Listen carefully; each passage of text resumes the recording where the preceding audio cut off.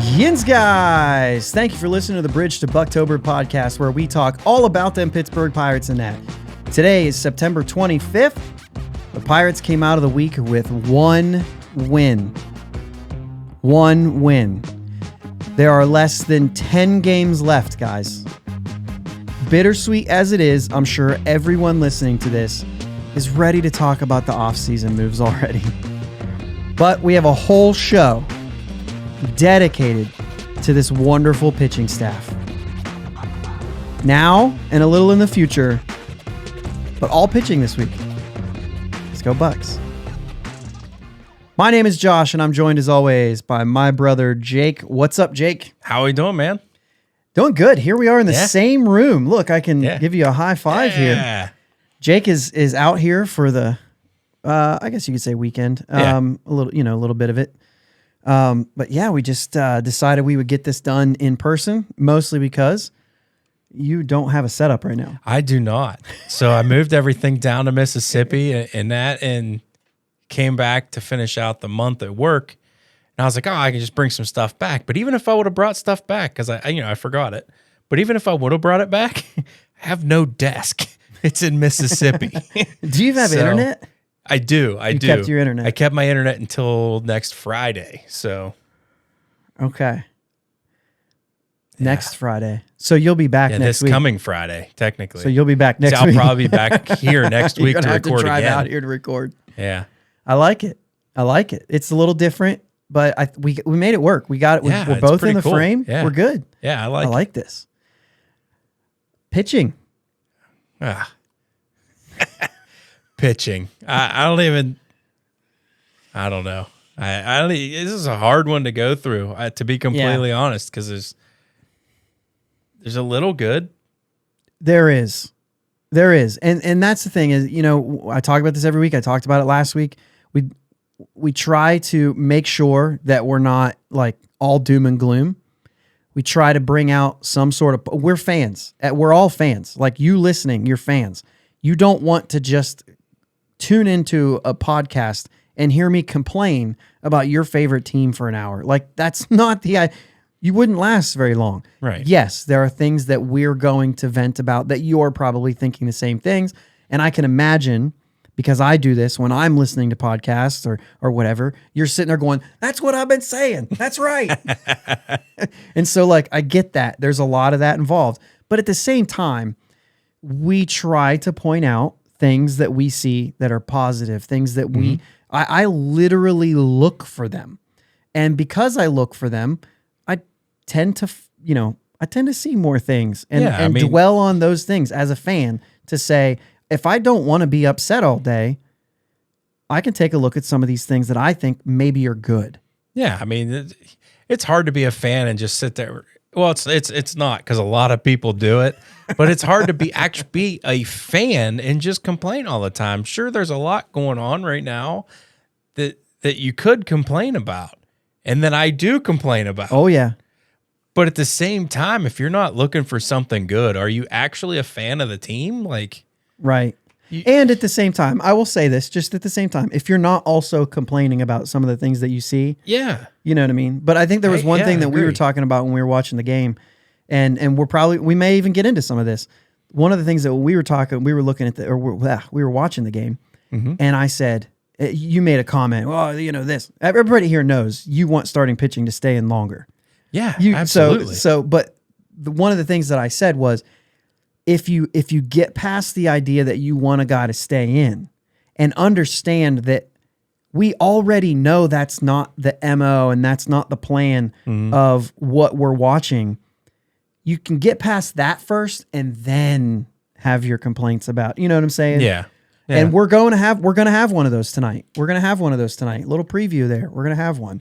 But let's go ahead and let's get into a couple of things. Not many things as far as the Bucs, Clippers, and things like that. BD outrighted to Indy. I think he's there. I don't think that he declined. I mean, why would you this late? I mean, I would probably just try to salvage something in my game. Yeah. Johan gets called up this week. Bednar's back. Yeah. Yep. Heineman concussion. Stout on the IL. Basically it. we may say there should be some more this week. I think there should be more tonight. Right. But, we'll get see. to that. We'll get to that. Before we do, I was just going to pull this up. I was going to pull up the standings, the MLB standings, because we have a week left and some change. Mm-hmm. Let's do it. Just a very quick little. St. Louis pretty much has the division, in my opinion. Yeah. They have 6 games left against the Pirates. I'm not sure what Milwaukee has left, but St. Louis has pretty much got this thing. Milwaukee is close, but they're 3 games out right now. But like St. Louis wins 3 games and that's over. Yeah. Right? There's 7 There's 7 games. games. I'm sorry. Yeah. 3 games is what I was thinking. The elimination number is 3 games. So there's 7 games back. So that means St. Louis's magic number is 3, correct? Yes. Yeah. They win 3 games, it's over. Yeah. They're 2 out of the wild card though. So a little bit closer there. In the East, it's the Mets still with a game and a half. Now they're still playing their games, Mets and Atlanta both, and Philly because they're playing Atlanta, but they're all still playing right now. But game and a half. So close there. Mm-hmm. And then the Dodgers have theirs already clinched. And Mets and Atlanta are already in the postseason, just not division hasn't been settled yet. Correct.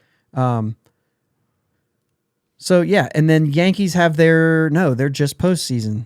Their magic number is also 3.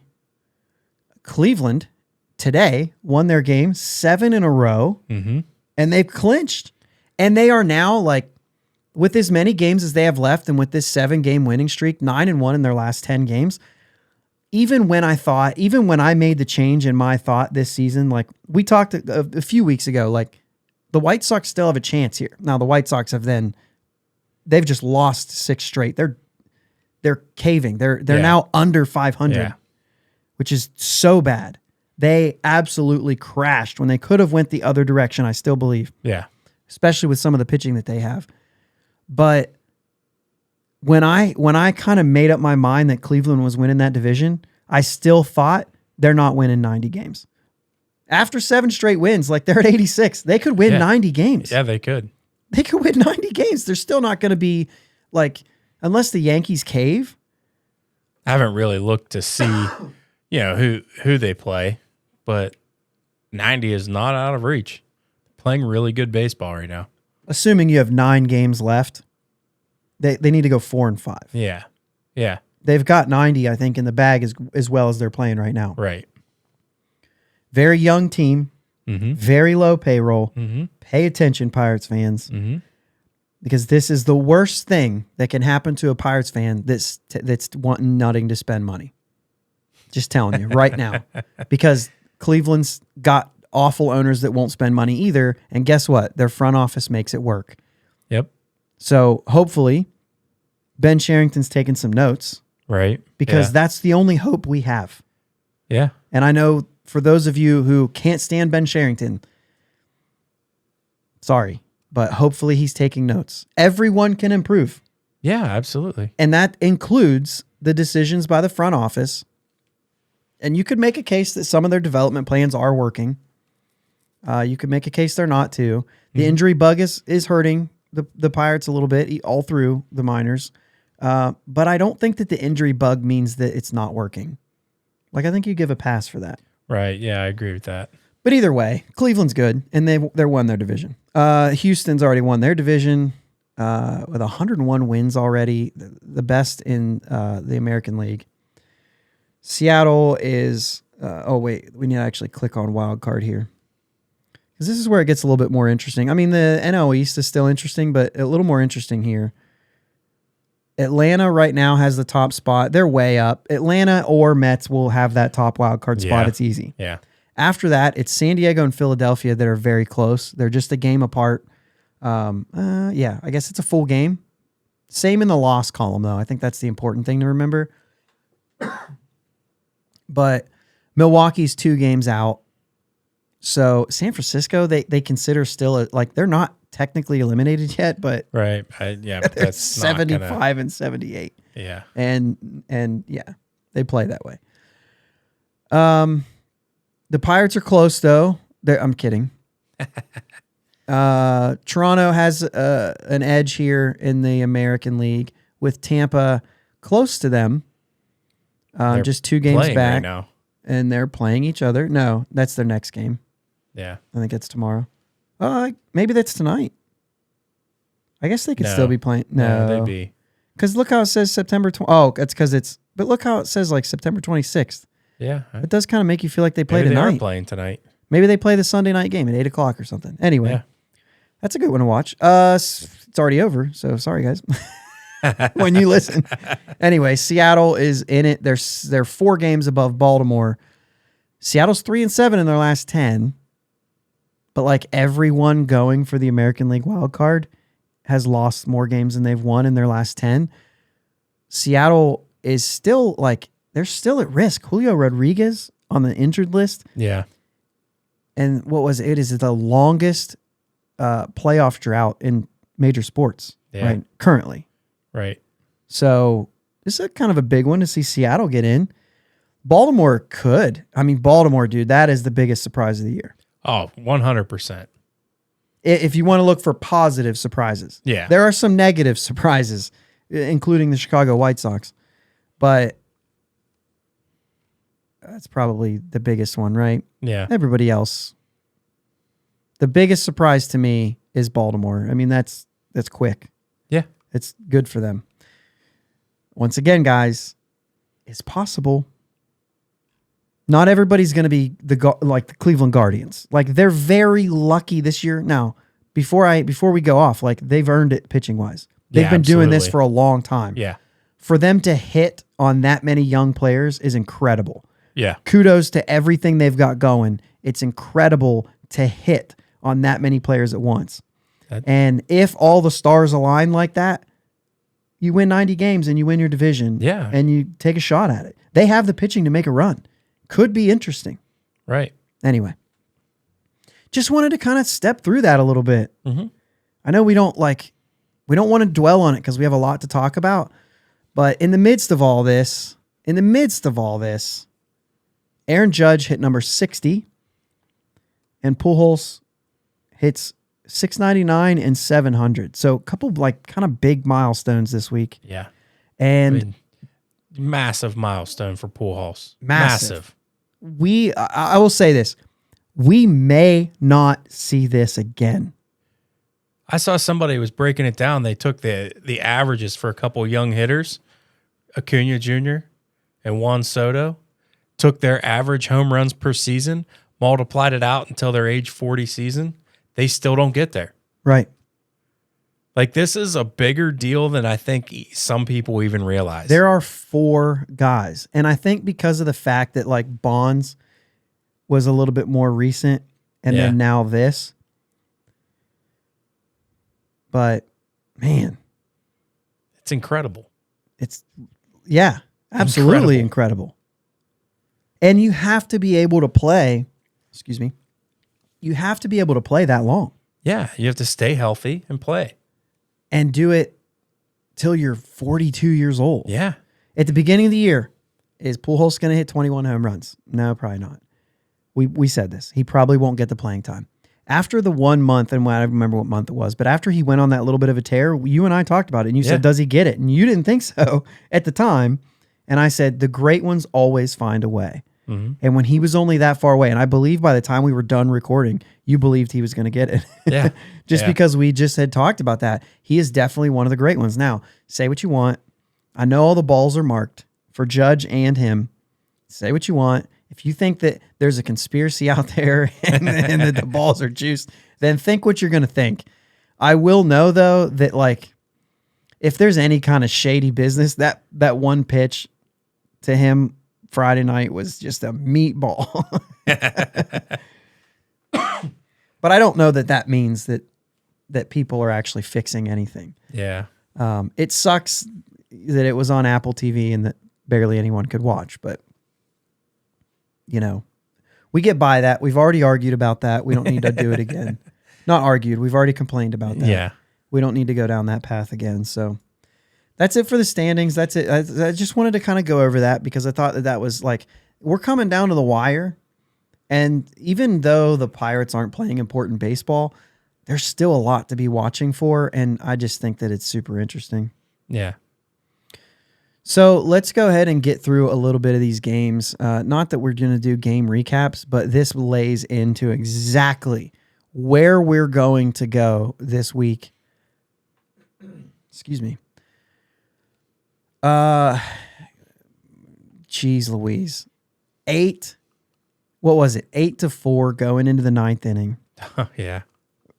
Rodolfo Castro hits the 3-run homer, which I'm not going to dwell on this because we're talking about pitching, but I don't know how you watch a ball that just went into the second row at Yankee Stadium. And I had a couple people say, like, dude, if you had a fly ball to right field, it's gone. Yeah. And that's fair. Yeah. But, like, I don't know how he knew that ball was gone.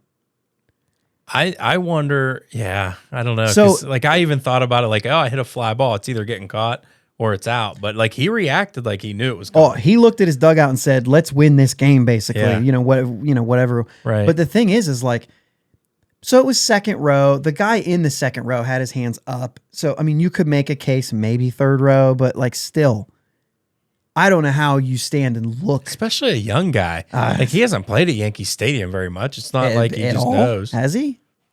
No. This was our first game. He's never played there. Right. I don't know how you do it. It was, say what you want.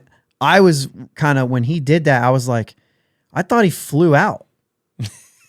And then when I was like watching Judge and I'm like, he's still tracking. Like, I don't know that this is gone. Yeah. Now, if the ball gets caught, yeah, he looks goofy. He's not the first to do it. Right. And I just saw one just the next day. There was another guy who hit one and kind of hot dogged it, and it barely went over. And I was like, man, that's like treading like very lightly there. Like, you see it a you lot. have to blow that. When he almost hit the truck in Milwaukee, you can walk that dog off. You know what I'm saying? Yeah. Like, that's fine. But man, I don't know.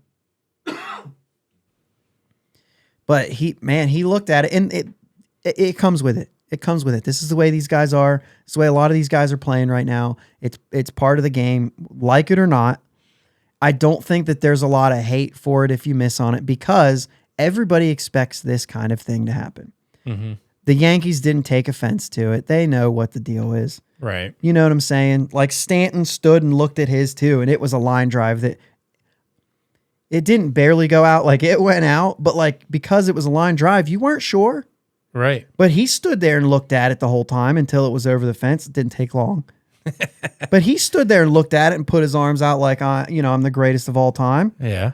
So this is part of the game. It is what it is, whether I like it or not.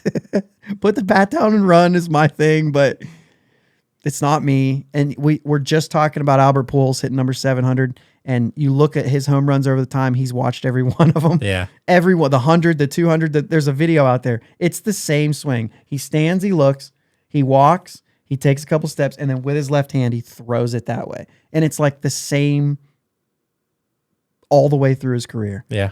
And it is what it is. And at least Rudy was pumped. Yeah. It wasn't like a look at me moment. It was more like a team moment. And I will say that, but still way too close to be doing that. But we don't want to talk about hitting. I'm sorry. I don't want to go there. Will Crow comes into this game, gives up 4 runs, number 60 to Aaron Judge. Congrats to Aaron Judge. Give up 5 runs. He gave up 5 runs, I meant, because they lost. Yeah. I was thinking 8-4. Yeah. Didn't even record an out. No. And it was very clear that it was clear before this, but Will Crow has nothing left. No. He is absolutely gassed. And now what you have is the narrative that Will Crow, DFA him, he's done. He's terrible. He's always been terrible. Will always be terrible. Yeah, that's not a good take. And that's what I'm saying. Like, we talked about this. Do we pull back on all the things that we said this year about Will Crow and the fact that we think that there is a valuable role that he could play? Do we take that back now that we see this? Absolutely not. Because he's a good pitcher. You got to utilize him the way that his abilities and capabilities and how it plays. He went through a hot streak. Yeah, he did. I don't know that I still throw him under like he's a good pitcher. And I don't want to say that he's not, but I guess my point in that is like he is a valuable pitcher. There is value there. Yeah. He's capable. He can be a piece of your bullpen that is a successful bullpen. Yeah. But he's not the guy. No. And we looked at some of his splits per inning and everything, and the later innings are rough. Now, part of this is that he's thrown in later innings after what we consider him to be just totally gassed. 8.36 ERA in the ninth inning. That's ballooned by 4 runs with no outs. Right. But it's still, that's 17 games. It's 14 innings. So it's not 14 innings, but, he got 0.0 innings against the Yankees. So 17 games and 13 runs, earned runs, which is 13 runs still. But then the eighth inning only gets incrementally better at 5.25. And then there is a sixth inning. The sixth inning looks a little weird, but it's only 13 games. But he's actually pitched the most, other than the eighth inning, in the seventh inning. I wonder if the eighth inning was better earlier in the season. Could have been, yeah. You know what I mean? And it's just messed up right now. It's tough. Excuse me. I know that that's coming through his mic now that we're in the same room. I'm usually able to just mute that completely. I'm going to mute both of us, but then he can't say something. Anyway, I still think that there's a place for Will Crow. I don't think that he's an easy DFA because we saw valuable innings from Will Crow this year. I just think it's like what you said. You have to use him in the right way. And I think he is that multi-inning, 2 inning, once the starting pitcher's out, he gets 2 innings, get you up. He's the bridge guy to the back end. And that's only when you have a pitcher who goes 5 innings. But I will say this too, with the 2 inning, with a multi-inning thing, you got to try to get him that inning clean, the first inning. Not to come in with runners on. Yeah. But even if I just think there's a guy that you use to get out of that inning, and then you use Will Crow to get you 2 innings to get you to the 8th inning. If the 2 innings needs to get you to the 8th. Yeah. Which I'm hoping that our starting pitcher steps up a little bit and we don't need 2 innings to get to the 8th. Yeah. Keep going here because I'm going to try to take a look and see if I can find as quickly as I can. Yeah. His inherited runners and everything. Yeah. And I just think that if you have a little bit of a lesser pitcher, I don't want to say hide him, but if you limit him, say, get me this 1 out, get me to the next inning so that I can bring in Will Crow or, one of those guys that you're relying on to get you 1+ innings. Yeah. So, I mean, that's just. Yeah, I get that. Just you come into a situation with runners on, there's going to be runners on because you're not taking a guy out unless there's runners on. But you come into that situation, you're amped, you're fired up. Okay, so here you go because this is big. This is big. It's exactly what you're talking about. Inherited runners, 19 this year, and 6 of them scored. That's 32%. And I don't look at this enough to know. Yeah, and really what it's about is the inning after that. I used to always say, and this was how I felt about relievers, and I don't know that I have the same feeling now unless there's still that type of reliever.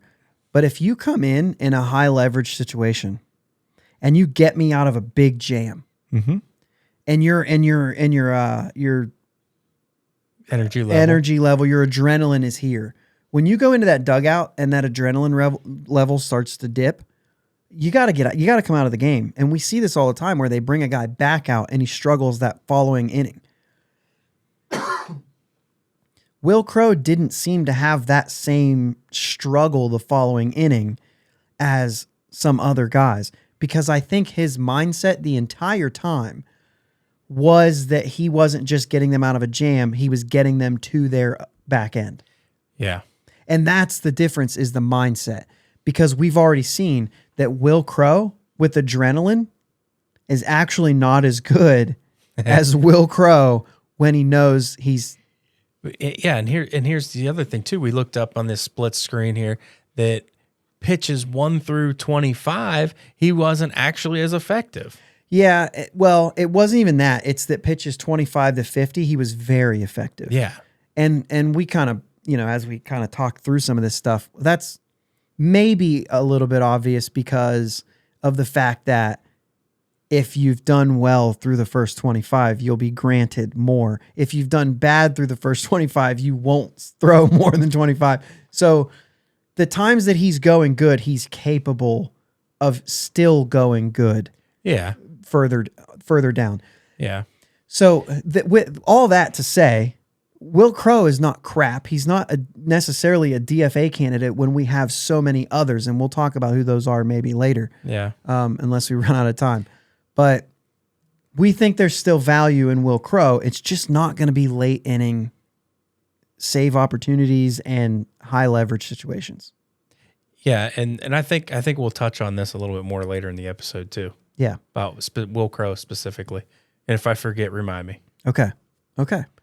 So real quick here before the break, I do want to, because we're going to move into something else after the break that's going to tie into all of this. This is all pitching this week, guys. Yeah. All pitching. Today, Luis Ortiz had a hard 80 pitch limit. And we knew that because as soon as he walked that guy, he was out. And then, excuse me, and then Benuelos came in, who has been the most reliable reliever for him recently, and coughed it up. And it's easy. Hindsight's 20/20. It's easy to say, what a bad move. But knowing this is the biggest thing, and we did say something about this, knowing what the plan is, knowing that Shelton's going to say, here's the innings limit, or here's the pitch limit, I mean. And if it's a hard limit, then we know he's coming out. It doesn't matter what the situation is. I'm going to say right now, starting pitcher wins means 0% of the decision making. I will guarantee that. Whether you like it or not as a fan, whether I like it or not, or Jake likes it or not, I'm kind of in the position where in my sense, in my feeling of this thing, if you're saying I don't care about it because I care about team wins and losses, I'm about it. Otherwise, I still look at the pitchers who are capable of winning a lot because that means they're going deep into games a lot. Mm-hmm. I don't care as much about guys who aren't winning or losing a lot. If you're losing a lot, then you're giving your team less chances to win. If you're winning a lot, then it shows value. However, I don't care about a specific, in-game moment, I don't care about a pitcher getting a win. I care about my team getting a win.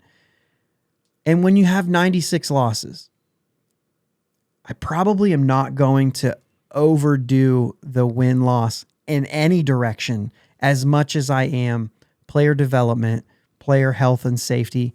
And here's what I'm saying. I'm not making that call. I'm not saying it's a good move that he goes 80 pitches. What I am saying is we already know that Derek Shelton and everyone else involved, they are already convinced of a pitch limit. That pitch limit was 80. We understood it to be 80, so he came out. I'm not surprised by the move.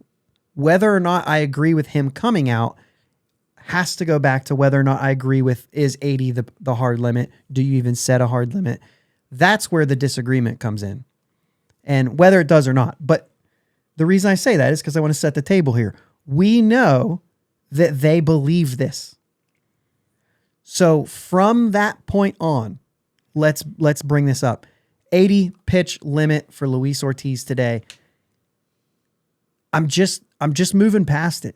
We already knew it was going to happen. He came out. What happened, happened. Mm-hmm. Because now it's a team game. Somebody else has to step up and you guys have to win this game. The offense didn't have them in a position to win anyway, so it's not like leaving him in keeps the win intact for him. I don't care. Right. The only argument you have is he gave us the best chance to win by leaving him in. That's a good argument. And that's what I think most people's argument is. Yeah. But knowing that, because I want to move into this, knowing that they already believe that 80 was the hard limit, we also were told that Roanzi had a hard limit of 60 in New York on Wednesday. He gives up 4. He gives up a grand slam in the first and then settles in and was lights out. Yeah. He got to his 60 and he kept pitching. It was interesting. So are you happy about that? Because you're on the fence. You're one of the guys that say, I'll just go to you because you are one of the guys. You're one of the guys that say, read the room. Leave him in if he's in. I know you have a pitch limit, but if he's rolling, leave him in. Yeah. Now, let's forget about the fact that he gave up 2 runs. They had to take him out anyway. Yeah. Because it didn't work. But, in that moment, are you okay with leaving him in? It in my opinion, and I'm one of the, like you said, I want our pitchers to go. If they're rolling, let them go. But if you've set the precedence that 60 is his hard limit, then 60 is his hard limit. And you question I get that. Yeah. You question what else. You know what I mean? Yeah. Why this time? Yeah. And you've done it. Yeah, I've seen them do it all year, where they'll set pitch limits, count limits, and they'll take them out. And I don't know. I like it. I like that he let him go past his pitch limit. He could have had a conversation with Roanzi. How you feeling, bud? I know we set this limit. I kind of want to shut you down right now. And if that happened, I love the fact that Roanzi convinced him to stay in. Because that's a gamer. Yeah, if that's a scenario. But I don't know what happened there. I don't know if that was a conversation had between Shelty and Roanzi. I'm not sure. But I mean, a standalone instance I don't really care for, but I do like it that he was rolling and they let him go. Okay, so if you've said, and we know that they believe it, if you said 60 pitches because we want to protect him for his health, did you stop caring about his health in that moment? No, I don't. You know what I mean? I do know what you mean, and I know what you're saying, and I get that. But at the same time, I don't feel like they ever quit caring about somebody's health and safety. But is that the message that they're sending? Because what they're saying in this scenario is, yeah, we were going to let him go 60 because we don't want him to be overworked and we don't want him to get hurt. We need him for next year. You don't need him for this year, regardless of what anybody. Right. I know the fans. I know we want to see them win games, but let's get real. It doesn't even matter. It doesn't matter at this point. We're done. Right. And I want to see. Yes, I want to see us win. When they took him out, by the way, we had 1 run. And they had 6. Right. And they left him in. We had 1 run. Mm-hmm. So, I guess it would have been 4-1. We're still in the game, but it just, there's a little bit of inconsistency there. And I wonder, before we take our break here, after the night before when the bullpen coughed the whole thing up, and we've seen this over and over and over again, even to the point where today it was 0-0 when they took Luis Ortiz out. And you said, sitting on the couch, I have zero faith we win this game at this point. I did say that. Just because you were like, even if our offense clicks a little bit, there's a lot of innings for this bullpen to cover right now. And that's true. And that's what they've done. We saw in that game that Derek Shelton was out there and Miggy Yahoo and Stout giving up all those runs. We saw the look on Shelton's face. And we saw the look on Shelton's face the night before. He's gassed too. Mm-hmm. And as much as you may agree or disagree with him, I think most people are not vocal about agreeing with a manager. They're only vocal if they disagree. And there's a lot of it out there. But in that moment, you had to feel something for Derek Shelton, just something. Yeah. Take all of the disagreements away and say, this guy feels like he can't get an out from his players. And that's what it felt like. And I felt like he abandoned the plan because he did not think that they had a chance to come back if he had to go to the bullpen. Yeah.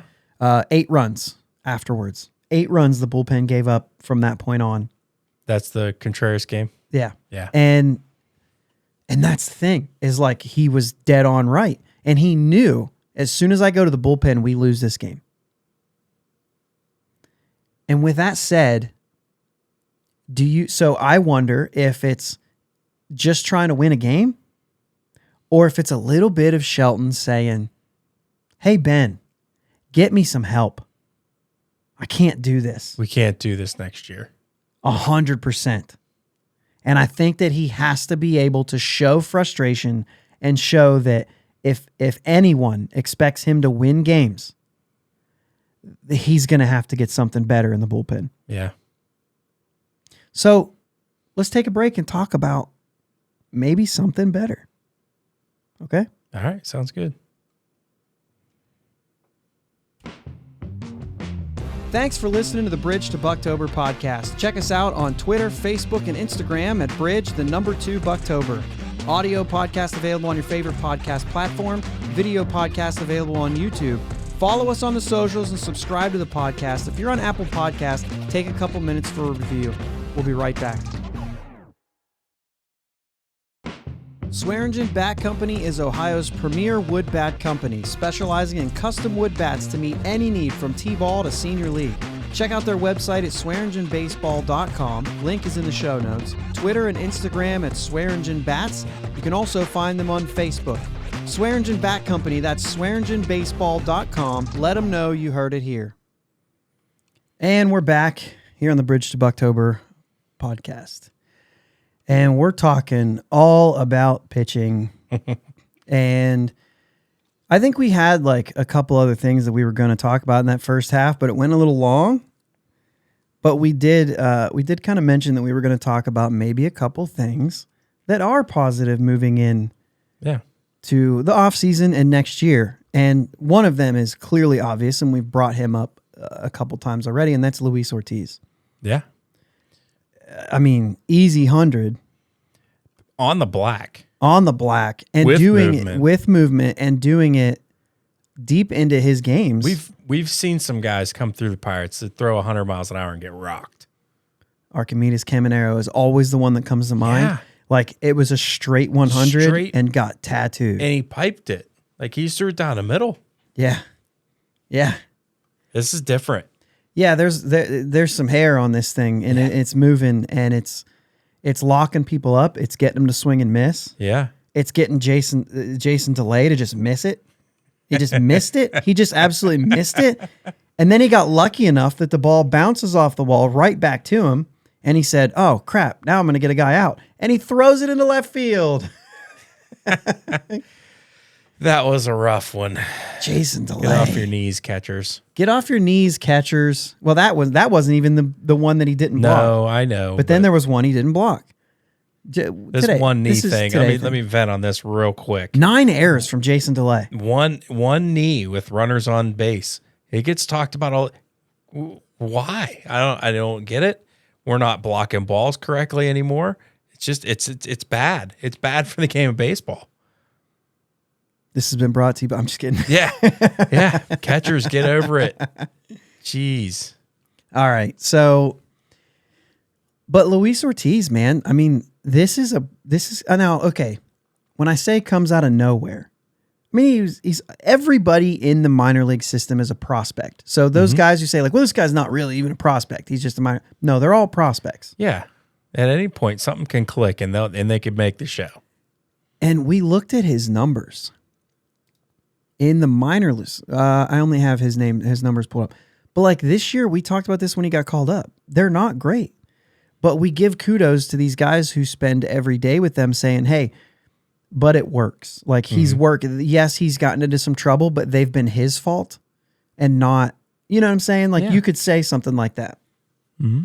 And man, he goes 5 2/3 in his first start, gives up 1 hit. He walked 3, but he struck out 5.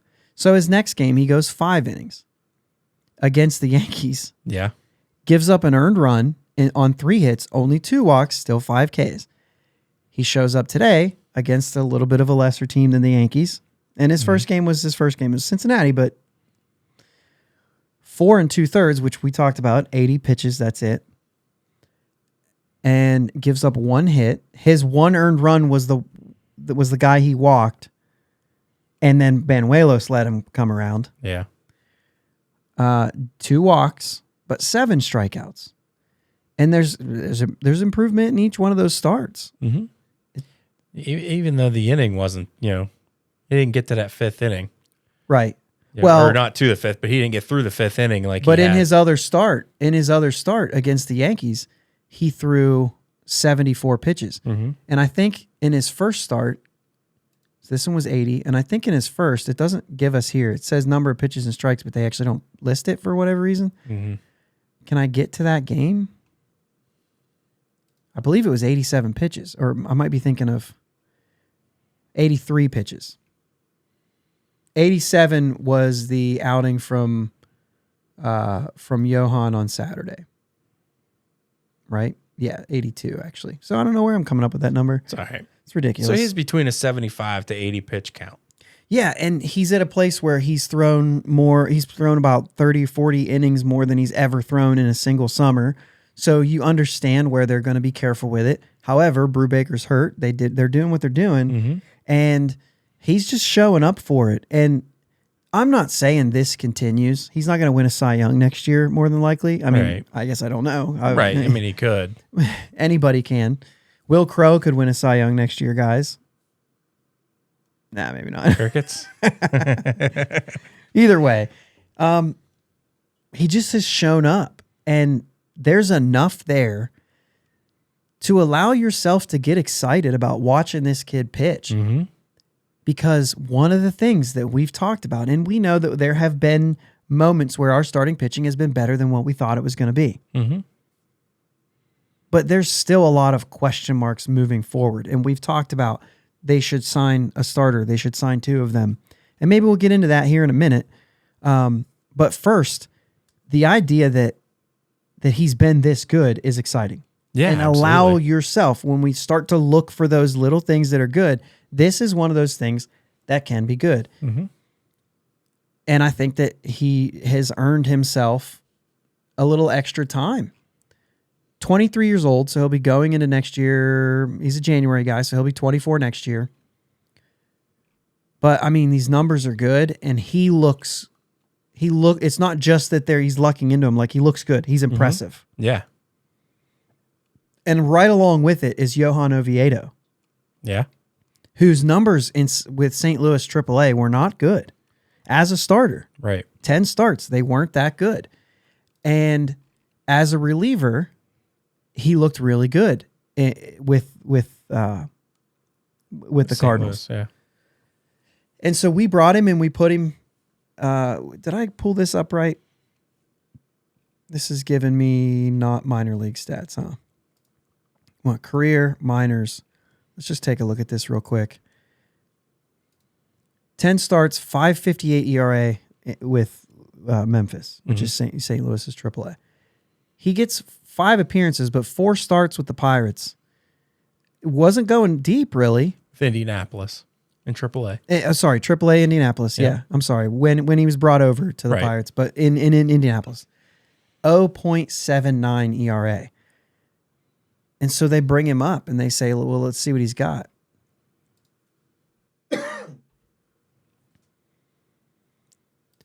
With St. Louis out of the bullpen, where's it at?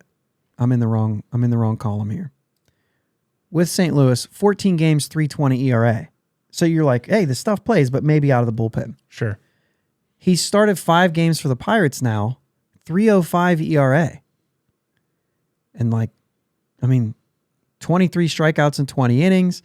He's just been solid. Yeah. And it seems like they just continue to kind of get better when we look at it. 3 innings, and then he had the 1.2 innings, which was a bad outing, 5 walks, and we remember that. Mm-hmm. And then he bounced right back. 5 innings, one hit, 4 Ks, 2 walks. And then another bad outing. I told him this is Mitch Keller all over again. Yeah. But he bounces right back, throws 7 innings Saturday, 7 Ks, doesn't walk anyone, gives up 3 hits. And his 2 bad outings were both against the Mets. Yeah, and I was just going to point out, we're looking at these games, and he had a bad outing against the Mets. And actually, if you look at the next game, he improved against the same team, facing them a week apart. Sure, he barely faced them. I mean, it was clear on the first game that it was just something. He didn't have it. Yeah. The other one was Toronto. It was good against them, too many walks. And then Cincinnati, and then now Chicago. And so there's a little bit of a, hey, these aren't great lineups. Right. So there's still something to be proved. But other than that, you look at them and you say, this is still kind of a bright spot. Mm-hmm. I'm not trying to get too far ahead here. We know that they've had success against lineups that aren't the best. Yeah. Ortiz, even against the Yankees. So right.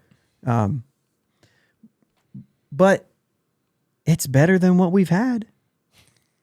It's better than thinking about who of Bryce Wilson and Zach Thompson is going to make this roster. Right. So let's go into that. Let's move into that. Do Bryce Wilson and Zach Thompson even have a spot on this team next year? And are we looking at Luis Ortiz and Johan Oviedo as, are these guys who, have they already earned their spot in these short stints? Are they at least in the conversation? 100% they're in the conversation. Yes. The question is, have they earned it yet? And when you see what Luis Ortiz is bringing to the table, when you just look at his pure stuff and you see that movement on his fastball and you see the way he's toying with some of these hitters, when he was going for that immaculate inning, oh my gosh, he was 1 pitch away. Yeah. And I can't even remember who was hitting, but he fouls off that outside. I mean, it was on the black, 97. Mm-hmm. It was a good pitch. But then the very next pitch, 100 up by his ear, and it moved so much that he swung and got out of the way at the same time. Like, that's devastating. Yeah. That's legit pitching. That's good stuff. And you're seeing this, and you're seeing the maturation at the big league level, which is great, which is what you need. Yeah, and he did kind of come out of nowhere onto the scene late in the year. I didn't expect to see that. His numbers weren't great. We didn't expect to see the call-up. Once the call-up was made, I feel really good about it. Yeah. And it's just interesting to look at something like that and say, well, who else, though? Well, hey, it doesn't have to be on the stat sheet in order for these guys to get a shot. Sometimes they know better. Mm-hmm. Hey, I think this guy actually will succeed. Oh, okay, we'll call him up. And sometimes it's the other way around. Oh, he's doing really good. Yeah, but yeah, you know what I mean. He's like he's a hitter. Oh, yeah, but he's taking advantage of mistakes and he's getting blown away on this pitch and this pitch and this pitch. Or sure, but the errors are there. Or for a pitcher, yeah, but he's actually missing his spot a lot. He's just getting lucky. Yeah. So there's a lot of that they can see, and man, we've had no reason to really trust that until now. Yeah. And now I feel like there's a legit reason to say, okay, like I'm going to trust that this guy's going to be fine. Yeah. Bryce Wilson has been kind of all over the place. But for me, like, I'm not bringing him back. Yeah. I just am not going to bring him back. Now, here's the problem with not bringing him back. Actually, I don't know where his options are and stuff like that. If he's out of options, he's clearly gone. Yeah. But the reason I say don't bring him back is because you cannot. You before it was kind of like bring him back, but he's not going to be in the rotation. He's going to be a depth guy. Mm-hmm. These guys right here, Ortiz and Oviedo, are showing me that we have a little bit of depth. We cannot go into the offseason saying, okay, it's Contreras, Keller, Ortiz, Oviedo, and Brubaker. Well, now you don't have depth. So now you have to bring Wilson and Thompson back. And they're going to have to go either in the bullpen or they're going to have to go to AAA Indy and be there as depth. And yes, I know, but there's Michael Burrows. There's Cody Bolton. I understand that. Mm-hmm. And those guys are probably going to find their way on the 40-man roster, and they're going to be depth as well. But if you expect this team to be better, you have to anticipate injuries. I still think you've got to sign You have to sign at least one free agent starting pitcher or two. And the problem with that is you know right out of the gate that this guy, Ortiz or Oviedo, they're on the outside looking in at that point. Yeah. Or it's somebody like Brubaker, which is a really kind of split with Pirate fans and probably listeners of this. Really split. Yeah. Some people still see the value there. Other people are just looking at the numbers and saying, guys, can't keep going down this path with Brubaker. He's not good. But then the other guys are saying, if you look at the underlying numbers, he's not bad. I don't mind if Brubaker is in the 4 or 5 spot in my rotation. Right. But at the same time, if I could sign 2 starters, I'm okay letting him go. Yeah. Because I'd rather let him go. Maybe even in some kind of a package in a trade. Maybe there's somebody out there who might throw some young prospect in, you know what I mean? Yeah. At the Pirates for something like that. I don't really know. You never know. If the developmental plan is really that good, then, you should be able to take a low minors guy and develop him. Mm-hmm. But that's kind of the piece there that I'm looking at and saying, I still think, even though these guys look good, you have to still go sign a starter, and one of these guys is not going to be in the rotation. I think Contreras and Keller are my 2 who are a lock. Yeah. After that, I think it's question marks, but only if you can get a free agent pitcher who can push Brubaker out. But it can't be 1, it has to be 2. If you get 2 free agent pitchers, you can push Brubaker out. If you just get 1, you can't. He has to be there. Mm-hmm. You got to have depth. Ortiz and Oviedo could fight this thing out to see who makes it. Yeah, and it makes them work harder and, try to outdo Am I each saying other. everybody? We got to bring up this roster. I felt like I just said 4 people, but... Oh, no, because the free agent. Yeah. I thought I had the roster somewhere on here. Here it is. So, yeah, but to me, Bryce Wilson's gone. Zach Thompson, if one of those 2 has to have an option, I keep one of them for depth. Yeah. And I only keep them for depth. They will go to Indy. Yeah. And they will be 100%. depth. They will be depth. That is still a better option than Eichhoff. You know what I mean? Yeah, absolutely. And that's kind of where I'm at with it. But other than that, some of these guys they have to be on their way out. Yeah. So Ortiz and Oviedo, yes, they have forced themselves into the discussion, and they're going to be looked at as potential pieces of this rotation next year.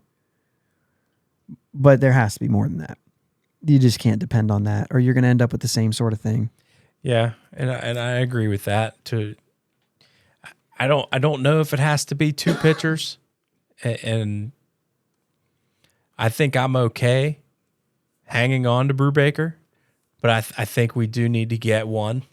Yeah, if your second starting pitcher, it's got to be an upper rotation guy. Does not have to be an ace. Yeah, I don't think it's going to be an ace because they're not in position. They're going to lose 100 games. They're not getting an ace. But another Quintana type pitcher is gonna be what it is. It's gonna be a prove it deal, and that's okay. If you're looking at this saying, "There's Mike Burrows, there's Cody Bolton, there's this guy, there's that guy," they do have the makings of something that could be like sneaky, really good, and that's okay. Now they all have to work, and that's the tricky part. Yeah, and and that's what you have to depend on. But you've got to go out and get a veteran who can push this thing forward and be a rock. And the only way you sign 2 is if they're better than Brubaker. Yeah. Because if they're going to be the same thing as Brubaker, then just keep Brubaker. Right. Yeah. It just makes sense. And, with that said, we're going to go over today because I feel like we're just going down this path, and we're going to full circle this thing because we talked about the bullpen and we talked about how bad it is. And we've talked about starting pitching and who can stick around for next year. Who are we okay with? Who can stick around? And I want to do the same thing with the bullpen because I want to know who actually can stick around and be a part of the bullpen. So I got the roster pulled up right here. We're going to scroll down through it, me and you. And we got Manny Benuelos. Is he a yes or a no? Yeah. Yeah, I'm in. Yeah. I think he can stick around and be a part of the bullpen. I'm going to skip this. Some of these guys that are in the minors that haven't made their appearance, Jeremy Beasley. We got David Bednar. Oh, absolutely. Absolutely. That's stupid. Blake Cederland is a wild card for me. I feel like he's never pitched. Yeah. I just feel like he's never pitched. And he's taken up a spot on our 40-man roster. Well, he's not because he's always on the 60 day. Yeah, he's always on the injured list, but at the same time, like I'm over him. There could still be something there, but is he ever going to be healthy? If he has to hold a spot on the 40-man when you talk about Rule 5 stuff, yeah, I'm okay letting him off of it. Mm-hmm. If somebody else wants to take him and he ends up working out, fine. Yeah. But it's a wild card to me, and I'm okay letting it go. Yeah. So Will Crow, does he stick around? Is he part of this? I believe so. I actually am with you. How about Chase DeYoung? I'm on the fence with Chase DeYoung because he's shown glimpses. However you say, yeah.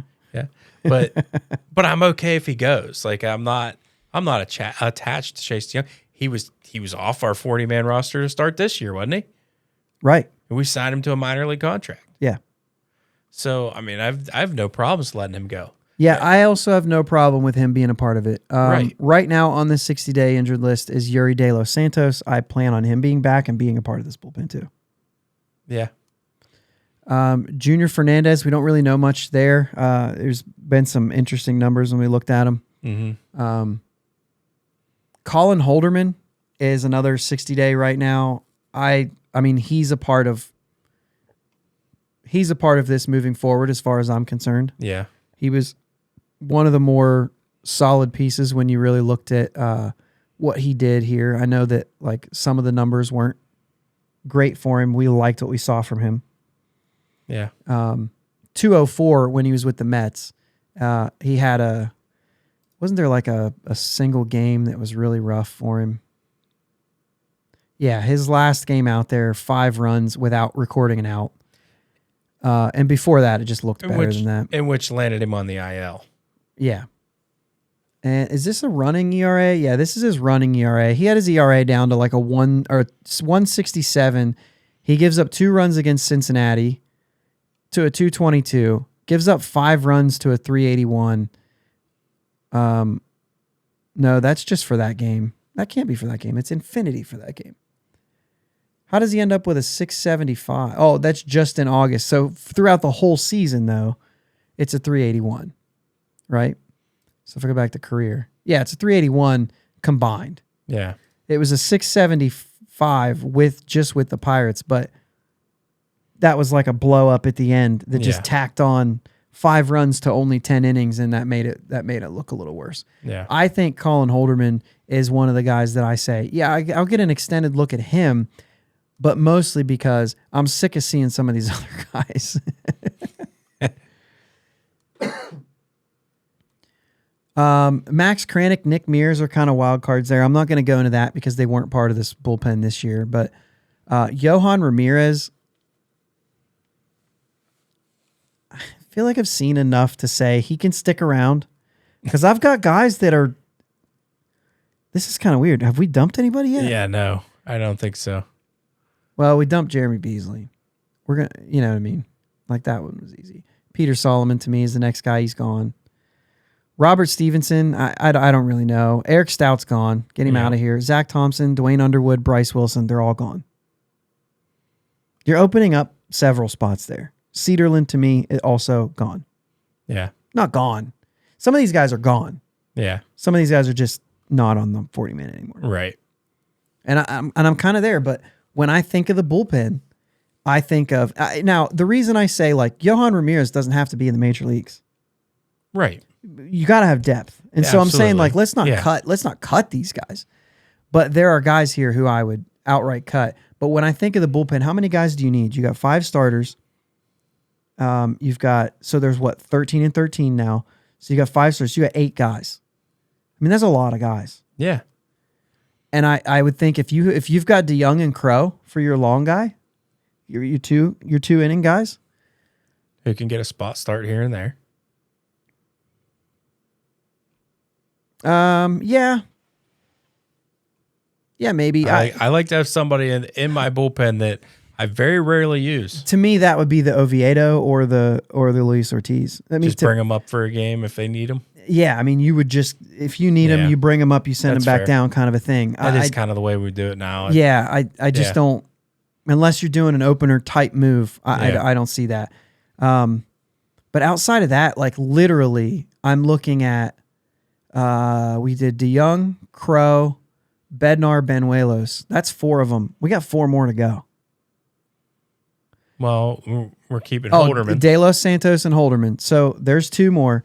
So if you could go out and legit get 2 pieces, maybe a lefty and a righty that are good, not just like, oh yeah, this guy might be good, but if you can go out and get those guys, the rest of what you sign, I mean, we cut like 4 or 5 guys, so you can sign some other guys that are, you know what I'm saying? If you get somebody else, then yes, that's when a guy like maybe a Chase DeYoung or maybe you start saying like Johan Ramirez or Robert Stevenson are actually cut, gone, kind of a thing. You know what I'm saying? Where normally you would say like, oh, that's okay. I mean, we can send them up and down and do that kind of a dance with them. But the more you sign, the more you can cut. Right. But without signing anyone, I'm still cutting those 4 guys. Stout, Thompson, Underwood, Wilson. They're gone. For me. Yeah. Regardless of who I've signed, you've got to go out and sign guys. Beasley and Solomon probably in that too, but yeah. But I'm just saying, you got to rebuild that bullpen, and there's a very clear way where you can get valuable innings from guys like Will Crow and Chase DeYoung. If you can go get proven guys who can pitch in the 7th and 8th innings, and maybe even a guy who's pitched in the 9th inning to help with the Bednar stuff.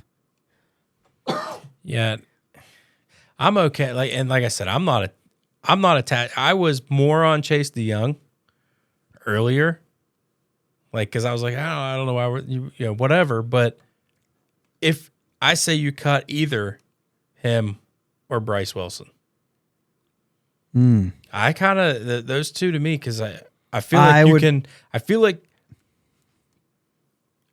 I don't know. It's tough for me because I see a little bit in Wilson and Thompson, and I'd hate to just cut them completely out. I think if you've signed other people, you can cut them completely out. If you sign other people, you can. If you sign other people, you can cut out the young. Yeah. Like that's if I'm holding on to one of those 3. And I'm okay with holding on to one of those 3. I'll tell you the only reason I say no on that. I just looked at DeYoung's numbers. He's got a 232. Yeah. In 38 games. Yeah. He actually pitched his way to a save. Like a save opportunity.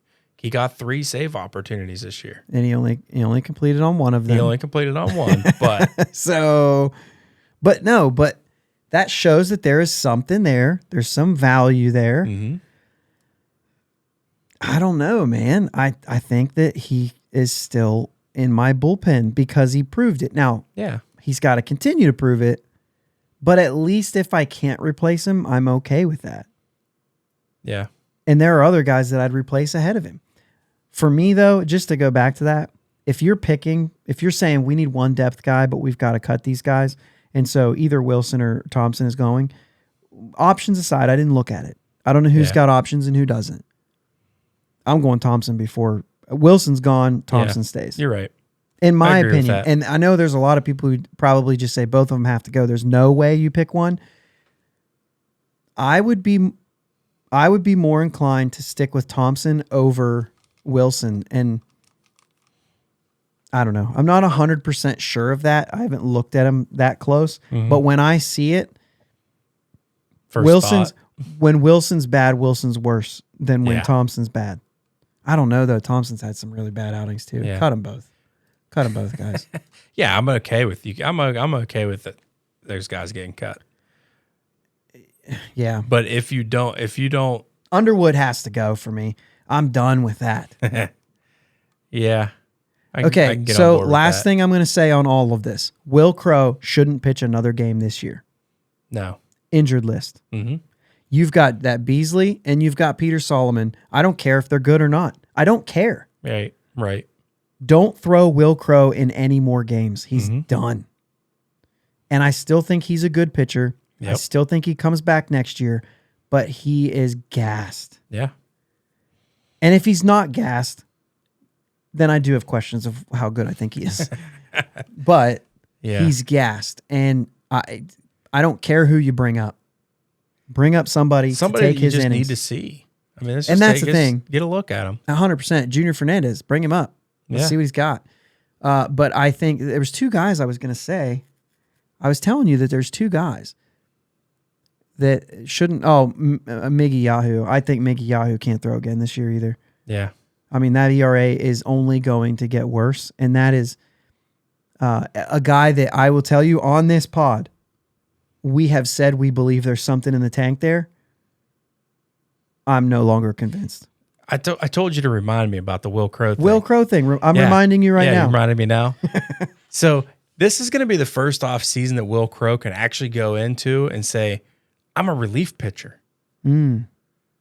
So that first 1 to 25 pitches could get a lot better going into next season because he's got a completely different mindset for this off season to where he's going to be working on immediately, getting ready quicker. It's a complete adjustment. Yeah. You're getting ready to start a game. You have hours to get loose, to get warm. Yeah, you've to brought get up this stretched. routine before. Routines they're big. I'm telling you, a starting pitcher's routine could be up to 3 or 4 hours long. Is that a problem? Should we stop doing that? Remember Garrett Cole complaining because it started 5 minutes later than what he expected, and he had a terrible outing, and he blamed the fact that they started late. That's a very overreaction by Garrett Cole, in my personal opinion. I understand where he was going with that and what he's used to with that. Yeah, but I think that's absurd. Yeah, 5-minute delay is not going to hurt you. Yeah, Keller just did it with a how long was that delay? Like a half an hour. Yeah, but I think with a different mindset this offseason and a different can't think of the word I'm looking for, but different training this offseason. Yeah. Yep. I think he'll be able to improve on that initial entry into the game out of the bullpen. All right. Well, maybe we'll do this again next week, but with position players or something. Yeah, maybe we'll do all not pitching next week. We've said all we needed to say about the pitching, I think.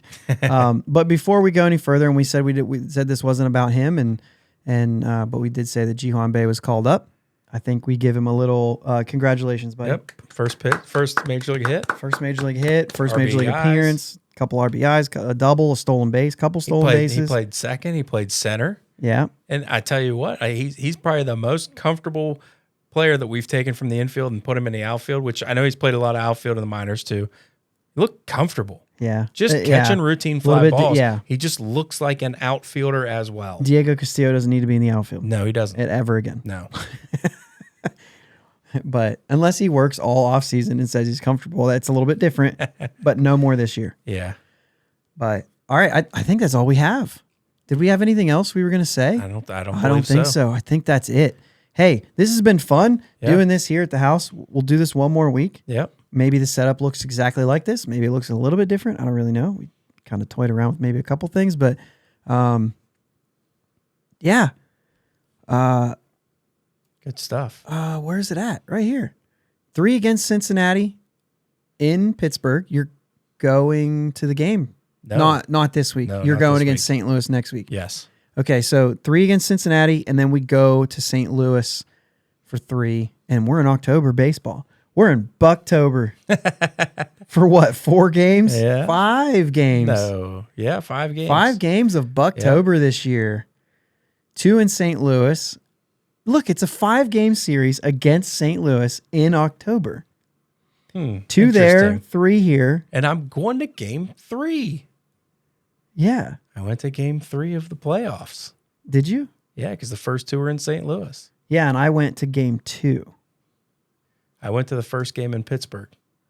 Who pitched? Good question. It was a long time ago. It went all well, but it went back. I went to it too, because we went to both games.